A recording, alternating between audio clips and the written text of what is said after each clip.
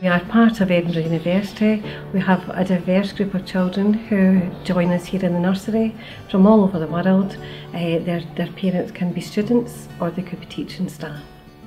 Our approach at Arcadia Nursery is that we are child-led. We go with whatever the children are interested in. In planning for the purpose-built nursery, we worked very closely with the architect. The architect listened to all the wonderful ideas that we had. I've been working in childcare for nearly 40 years, so there's lots of wish lists that I've made up over the years, and everyone has come to fruition. She listened so well to everything that we really needed in a nursery, and we've now got this fantastic wow factor nursery.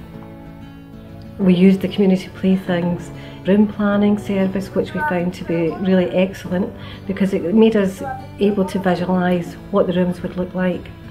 Looking at the different diagrams in books didn't do it justice. It was really important that we came down to see where all the equipment was made. It was just amazing, and that's just why we went with community playthings. Our architect came along with us to the visit, so that was really helpful as well to let her see what our vision was. We feel that the environment plays a huge part in the quality of childcare here in Arcadia. We have the smell, the aesthetic look of it, the way that it lends itself to the building with all our wood around us. It just has become part of the building, and all parents, visitors, all comment on how calm the nursery is.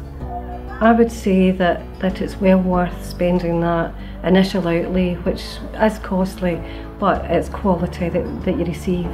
I've used community playthings in other nurseries. We have equipment that we've had for over 20 years that still looks like brand new. So it's well worth that initial outlay for long term.